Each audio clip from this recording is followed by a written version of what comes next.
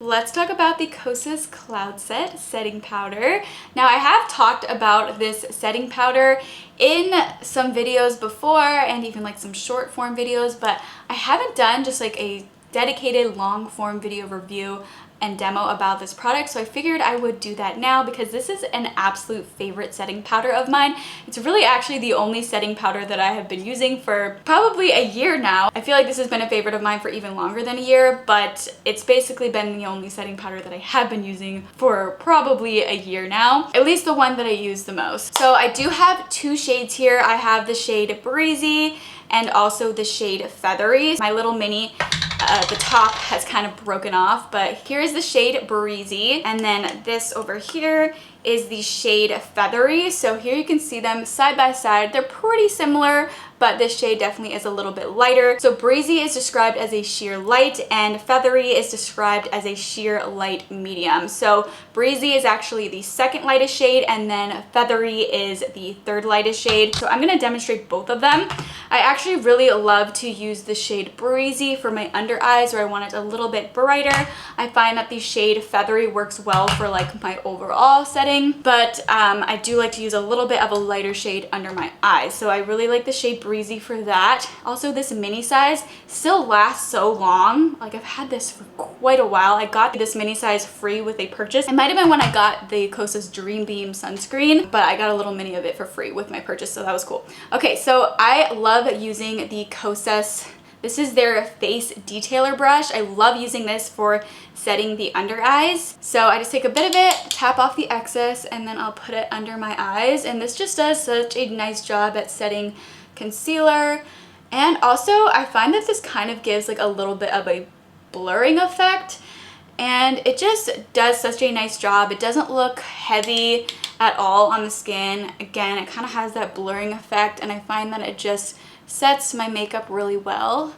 Even if I just use like a sunscreen, like a dewy sunscreen, sometimes I want to like kind of set my under eyes so my under eyes don't look as dewy. And I really like using this for that. I think it just does such a nice job.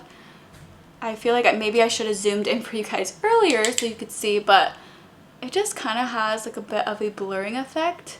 And this brush is literally just like the perfect brush for applying under the eyes. It's even good for like around the nose. This is a really nice brush, so soft. As far as how they describe the setting powder, they say it's an unreal pressed powder for real life dream skin. They say it's a super soft, sheer setting and smoothing powder, baked with skincare actives that sweeps away shine and not glow, feels like nothing and looks like everything. That is something that I really love about it, is definitely feels very lightweight. It really doesn't feel like I applied a powder. It just feels so nice and soft and light on the skin. Definitely gives that like soft, smooth look on your skin. They do say that it sweeps away shine but not glow, and I definitely do agree with that. It does a good job at setting any areas that look like maybe oily, but yeah, it doesn't just like take away all that like glow from your skin. So I absolutely love that. Some of the key ingredients in this are bamboo stem extract, which is supposed to help with reducing shine. It also has passion fruit leaf extract, which is an ingredient that's supposed to help with kind of smoothing. And then it also has peony extract, which is supposed to help with minimizing the look of pores. Now I'm gonna demo the shade Feathery. So I like using this Ilia brush. This is their finishing powder brush. I'll make sure to link everything that I'm talking in this video in the description box below in case you're interested in these brushes as well. I'll have them down below so you can check them out if you want to. So I'm taking this brush and I just use this to just lightly set kind of the T-zone is where I normally do it. Normally I don't use it like all over my face, but I'll just kind of do like the T-zone. And it does just such a nice job at setting my face, but as you can see, it doesn't like take away that glow. Like I still have that pretty just healthy glow from underneath.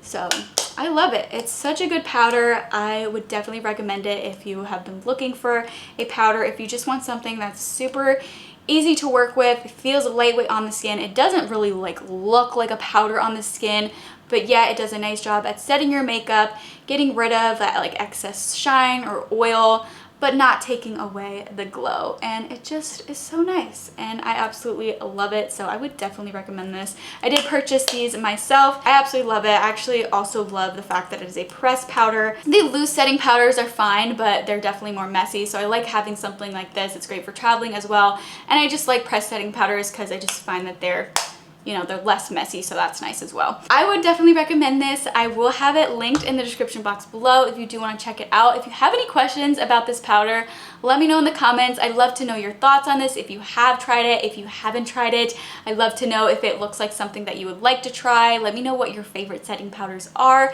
I would love to know. But again, I will make sure to have this powder and also the brushes that I used in this video listed and linked in the description box below if you do want to check any of them out. But I really hope you guys enjoyed this video and found it helpful. If you did, please let me know by giving me a thumbs up.